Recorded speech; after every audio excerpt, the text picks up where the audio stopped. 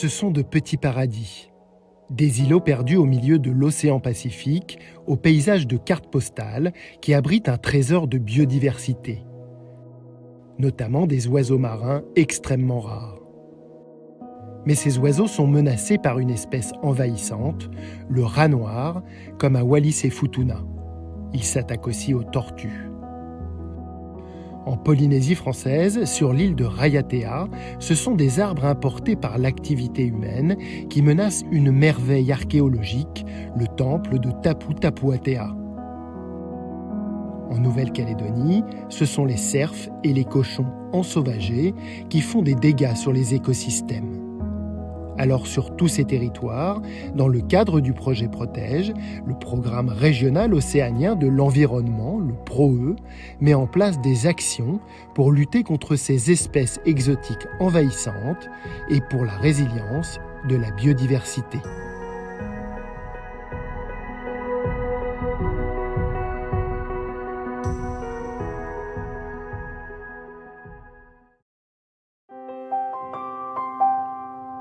Octobre 2021, à Wallis et Futuna. Une équipe du service territorial de l'environnement débarque sur l'îlot Nuku'teatea, dans le nord du lagon de Wallis. Ils doivent y mener une opération de dératisation. Sur Nuku'teatea, on s'est rendu compte il y a plusieurs années qu'il y avait beaucoup de rats qui étaient présents. Et en fait, ces rats, ils font beaucoup de dégâts sur l'îlot parce qu'ils s'attaquent aux oiseaux marins. Et ils s'attaquent aussi aux tortues, aux jeunes tortues qui naissent. Et à la végétation, en fait, ils sont omnivores, ils mangent absolument tout ce qu'ils trouvent. Et donc la présence des rats sur l'îlot, ça fait que petit à petit l'îlot se meurt et que tout disparaît. Et donc c'est pour ça qu'aujourd'hui on fait cette opération. C'est une opération de restauration des écosystèmes. Donc en enlevant les rats, on va permettre aux oiseaux, aux tortues et à la végétation de revenir. Des rats noirs importés sur de nombreux îlots de Wallis, généralement via des bateaux de plaisance ou des cargos. Aujourd'hui, c'est l'aboutissement de plus d'1 an de travail réalisé avec l'appui du projet Protège et de l'organisation Island Conservation, spécialisée dans la préservation de la biodiversité sur les îlots. Bonjour à tous. Donc pour aujourd'hui, comme disait Sefo, on va s'organiser un petit peu différemment. Donc on a amené tous les seaux au milieu de l'île. On va démarrer par la pointe là-bas. Après de nombreuses consultations pour obtenir l'assentiment des autorités coutumières et des villageois, mais aussi pour expliquer l'enjeu de cette action, l'îlot a été quadrillé pour que l'épandage soit efficace. Donc là, le ruban bleu qui est devant vous, ça matérialise un point d'épandage. Donc en fait, quand on a préparé les grilles, on a placé des points bleus tous les 25 mètres sur la totalité de l'îlot, uniquement sur les zones végétalisées, parce que vous voyez, il n'y en a pas au niveau de la plage, c'est uniquement sur les zones où il y a de la végétation. Et donc ces points, ils matérialisent une grille. Donc il faut s'imaginer une grille sur l'ensemble de l'île, avec des points bleus tous les 25 mètres. Donc 25 mètres devant, à droite, à gauche, etc. Chaque membre de l'équipe va suivre une ligne et à chaque ruban bleu, épandre le raticide.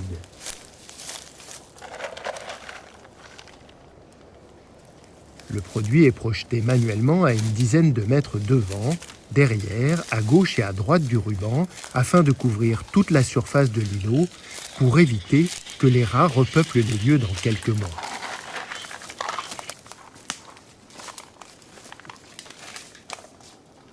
Donc là, nous utilisons des granulés d'anticoagulants, granulés qui sont faits pour les rats, donc pour les petits mammifères. Donc c'est des très faibles doses. Ça veut dire qu'il y a vraiment très peu de risques pour un humain. Il faudrait consommer plusieurs kilos pour qu'il y ait un vrai risque. Ça a vraiment été adapté pour utiliser dans l'environnement, contrairement aux raticides qu'on peut trouver dans le commerce par exemple. Il faudra une journée pour épandre la totalité de cet îlot de 300 mètres de long sur une dizaine de large. Et la cinquième, tu essaies de faire un rayon de 2 mètres, vu que tu t'avances. Une vingtaine de personnes ont participé à cette opération, dont Anthony Talvon, agent de lutte contre les espèces envahissantes au service territorial de l'environnement. Essayer de protéger un peu la biodiversité des îlots, c'est un don de, on peut dire ça comme ça, c'est un don de Dieu qu'on nous a donné, c'est joli, c'est beau, puis c'est pour nos générations futures. C'est ça qui me motive, être sur le terrain et puis pouvoir donner le maximum possible pour protéger la biodiversité de nos îlots et de nos îles en général. On a 2 lignes à faire? Pour que l'éradication soit durable, François Fao, coordonnateur protège à Wallis et Futuna, explique que l'épandage de raticides n'est pas suffisant. La deuxième étape, ça va être de surveiller que déjà la population soit attentive à ne pas ramener des rats.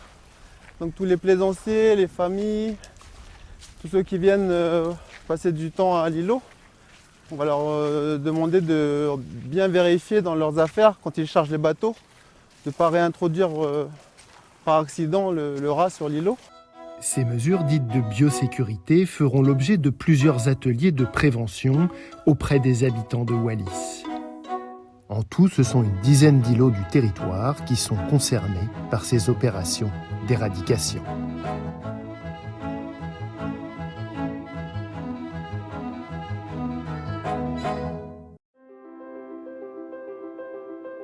La Polynésie française est aussi concernée par la problématique des rats, notamment aux Marquises, où doivent prochainement avoir lieu des opérations de dératisation. Mais plusieurs îles sont aussi menacées par des espèces végétales envahissantes. C'est le cas sur celle de Raiatea, à 1 heure de vol, à l'ouest de Tahiti, au cœur de l'archipel de la Société. Ici, ce sont des arbres non endémiques qui menacent un site unique au monde, inscrit paysage culturel au patrimoine mondial de l'UNESCO depuis 2017, le Marae de Tapu Tapuatea, un temple sacré entre ciel et mer. Alors en fait, l'histoire raconte que quand le dieu Taroa, le dieu créateur, est descendu sur terre en posant son pied droit, donc l'empreinte de son pied droit a créé le premier marais, le marais Vaiarei, donc le marais originel, donc d'où une pierre a été prélevée pour bâtir le marais Tapu Tapuatea, qu'il a ensuite offert à son fils, le dieu Oro, le dieu de la guerre et de la fertilité. Il y a des cérémonies qui se tenaient à l'époque, des grandes cérémonies, notamment comme l'intronisation du roi, du jeune roi, où les préparatifs se tenaient dans la vallée de Aratao. Et donc la procession continuait jusqu'au marais de Tapu Tapuatea, où les prêtres étaient déjà en place et donc étaient déjà en prière, donc commençaient déjà des incantations pour appeler les dieux à descendre et à participer aux cérémonies pour qu'elles se déroulent dans de bonnes conditions de réussite. C'est un site cultuel, mais également politique ancien, qui est au fait le berceau de la civilisation maori et qui est un lieu fort, un haut lieu sacré de réunification des peuples polynésiens. Mais aujourd'hui, une partie de ce site sacré qui se déploie sur plus de 5500 hectares est envahie par des arbres importés par les activités humaines et qui ne font pas partie des espèces patrimoniales du lieu. Leur croissance rapide met en danger l'intégrité du site archéologique. Alors pour faire face à cette menace, un travail collaboratif est engagé entre les équipes de la direction de la culture et du patrimoine, celle de l'environnement et l'équipe protège du programme régional océanien de l'environnement, le PROE. Remana Teriteo est écologue. Il anime sur le site de Tapu Tapuatea la lutte contre les espèces envahissantes de cette action protège. Là déjà on a déjà une première plante envahissante sur le site, un pistachier, un faux pistachier qui est largement disséminé par les oiseaux. Quand on regarde un peu plus haut, on voit déjà qu'on a 2, 3, 4, pour moi une dizaine de jeunes pousses. Et ça, en très peu de temps, ça va se proliférer, ça grandit rapidement. Et puis ça va prendre l'espace, ça va venir coloniser et puis mettre à mal toutes les autres espèces que l'on peut voir. D'autres espèces envahissantes, comme le Cecropia ou le Falcata, prolifèrent en dégradant le site et en menaçant la biodiversité. On a des Falcata encore gigantesques, ce qui va créer beaucoup d'ombre, qui empêche justement la croissance des autres plants. Son système racinaire n'est pas assez consistant pour maintenir les pentes, et ce qui fait qu'il va fragiliser le sol à un moment. Une fois qu'il va être atteint d'une certaine taille, une certaine maturité, il va être gorgé d'eau et il va littéralement péter sous son propre poids et tomber et créer des percées dans la végétation en dessous de lui. Après une phase de prospection du site et de sensibilisation de la population, 2 premières parcelles appartenant à la direction de la culture et du patrimoine ont été choisies pour des opérations d'extraction des espèces envahissantes qui parfois poussent directement sur les pierres archéologiques. Un prestataire a été sélectionné pour bûcheronner les espèces envahissantes avec comme objectif de sauver les arbres patrimoniaux et de préserver le site archéologique. Voilà, l'idée c'est vraiment de garder, d'essayer le plus possible de garder un parterre végétal, que ça soit aux alentours comme sur la structure, pour éviter justement une recrudescence des espèces envahissantes. Et puis c'est ce qu'on va essayer dans les mois à venir de contrôler et de surveiller. Des bénéfices pour la protection des vestiges archéologiques, pour la préservation de la biodiversité, mais aussi pour les agriculteurs et les agricultrices comme Nini Teina, qui exploitent des parcelles agricoles sur le site. Ça fait 2 ou 3 semaines, il y avait eu un groupe de bûcherons qui était là. Et ils ont commencé à tailler un peu. Et j'étais contente parce que j'attendais ça depuis longtemps. Que je remercie beaucoup Raymond. C'est grâce à lui que le résultat est là. Je vois le site. Au début, je disais que je ne suis pas là-bas pour le site. Mais par contre, pour planter, pour que je puisse nourrir ma petite famille. Mais je sais que je suis à côté du site. J'ai toujours un attirement, mais c'est moi. C'est pas comme si je ne suis pas là-bas pour eux. C'est pour ma petite famille. Mais petit à petit, peut-être que quand je prends de l'âge, le site m'appelle, tu vois. Et c'est ça mon truc à moi, je suis très contente. Si Dieu le veut, que c'est nous qui allons continuer à protéger et à nettoyer autour. Afin de restaurer le site, un partenariat avec la pépinière de la commune de Tapu-Tapu-Atea a été mis en place afin qu'elle fournisse les espèces patrimoniales à planter après les opérations de bûcheronnage. Donc on a des espèces très communes que l'on peut retrouver aujourd'hui un peu partout dans le paysage, comme le tiaïri. Là on a une petite plante qu'on a retransplantée, qui vient sur le terrain, c'est du mara. Pour ceux qui ne savent pas, c'est une plante indigène pour le coup. On suppose qu'elle était là bien avant les mappés, et que c'était l'un des premiers arbres qui symbolisait finalement la flore d'origine, la flore polynésienne d'origine. On a du tau, du tau qui pousse essentiellement sur le bord de mer, qu'on retrouve beaucoup au bord de mer. On va avoir du fara. Ces jeunes pousses seront plantées prochainement sur le site archéologique pour que les arbres patrimoniaux reprennent le dessus sur les espèces invasives. Des opérations de prospection sur d'autres parcelles seront également conduites en concertation avec les populations locales pour poursuivre l'éradication des espèces végétales envahissantes du site sacré de Tapu-Tapu-Atea.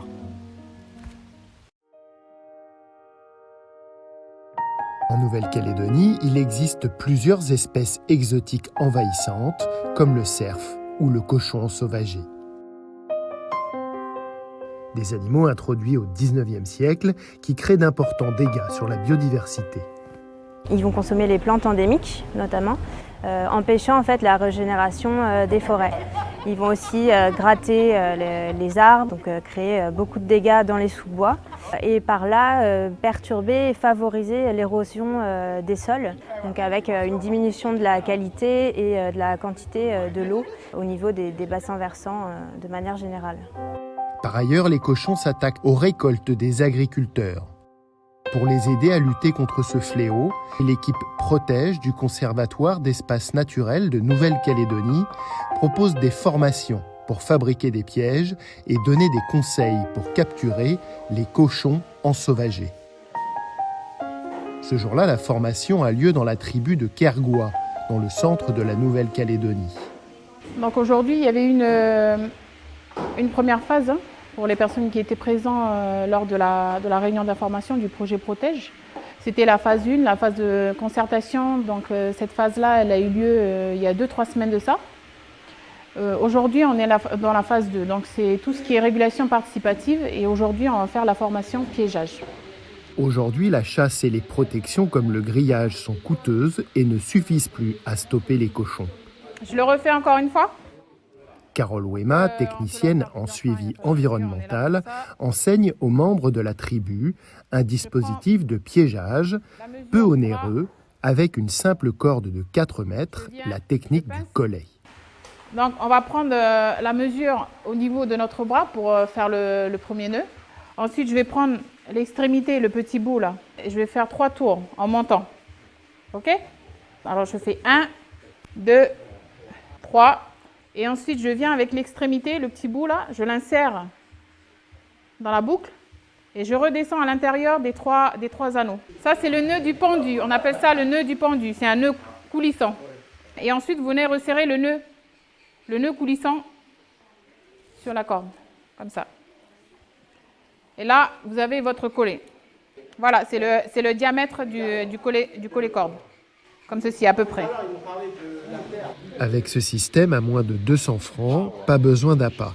Le collet est placé à 20 cm du sol, sur un lieu de passage identifié des cochons sauvages. L'animal est pris au piège dès qu'il passe la tête dans le collet.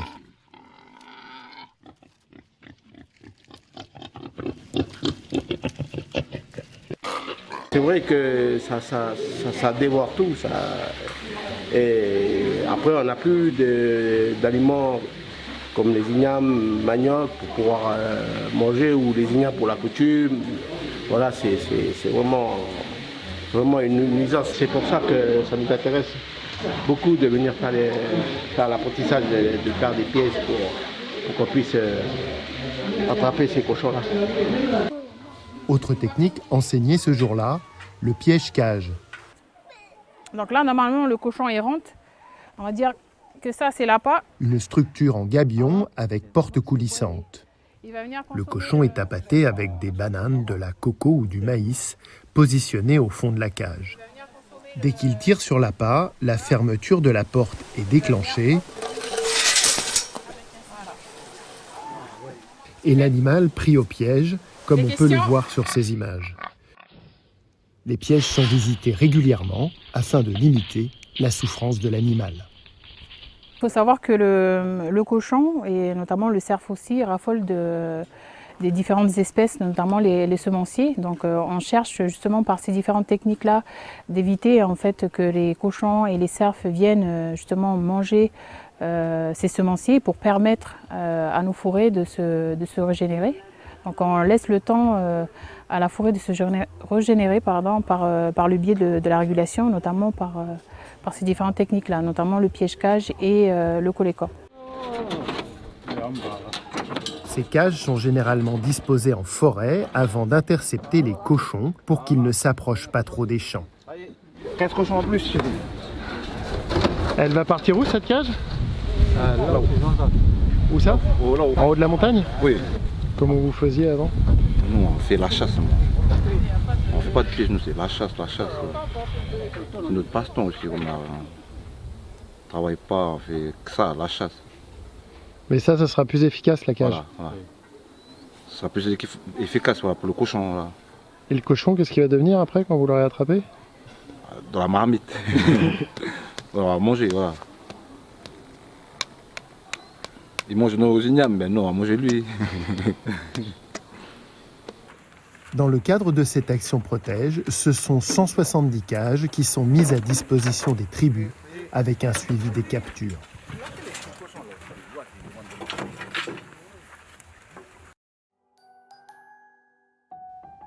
Comme avec le cochon, la Nouvelle-Calédonie souffre des dégâts causés par le cerf dans ses forêts. Afin de faciliter et évaluer les actions de lutte contre cette espèce envahissante, il faut disposer de plusieurs indicateurs relatifs à son habitat et ses populations, parmi lesquels l'indice d'abondance dans le jargon scientifique. Le projet Protège et l'Agence rurale financent une étude innovante mise en œuvre par le Conservatoire d'espaces naturels de Nouvelle-Calédonie sur la détection et le suivi de l'abondance du cerf.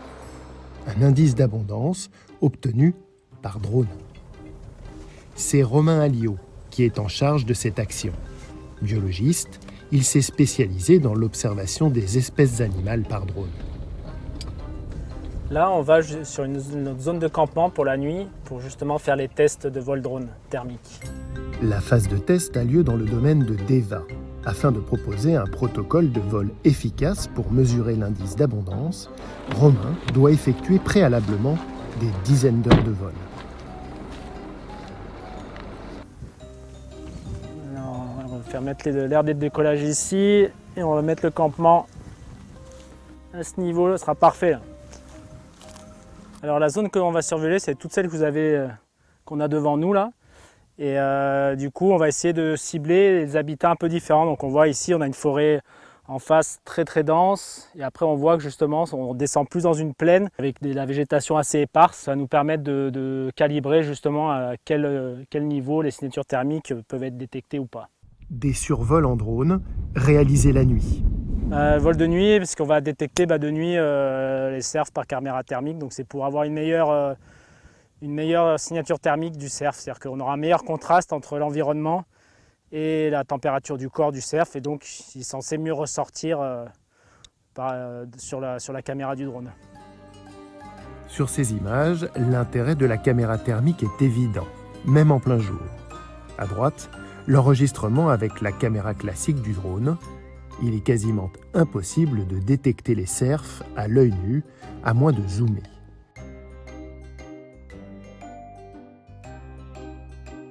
À gauche, la même image, prise par la caméra thermique. Les ongulés ressortent en jaune, très distinctement. Je sortir la machine, attention. Pour obtenir un tel résultat, Romain utilise un drone professionnel, d'une valeur de 5 millions de francs, bien loin des drones de loisirs utilisés par le grand public. La fonction de ce drone, il est équipé d'un capteur thermique, hybride, avec à la fois vision optique et thermique. Donc là, ici, on a l'optique, là, c'est le thermique, là, c'est un laser de détection qui donne un point GPS précis à plus de 1,2 km. Ce drone va permettre justement de détecter les cerfs de nuit grâce à la caméra thermique et grâce à la chaleur dégagée par le cerf. C'est à la tombée de la nuit que Romain va faire décoller son drone. Oui, bonjour la tour, je vous appelle pour signaler mon décollage de mon drone. Je vous avais appelé hier pour un vol drone au niveau de Guarodeva. Des vols nocturnes très réglementés par la direction de l'aviation civile. Romain a obtenu une autorisation exceptionnelle pour cette opération. Vers quelle altitude 120 mètres max. 120 mètres, ok, écoutez, pas de souci. Vous me rappelez quand vous avez terminé? Oui, c'est ça. Ça marche. Voilà, je vous rappelle dès que j'ai terminé. Merci, à tout à l'heure. Au revoir.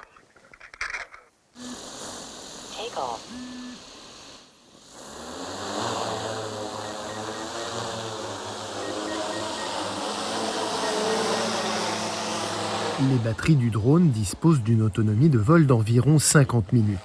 Romain va sillonner les crêtes et les vallées de la Deva sous le regard de sa caméra thermique jusqu'à 1 km de distance.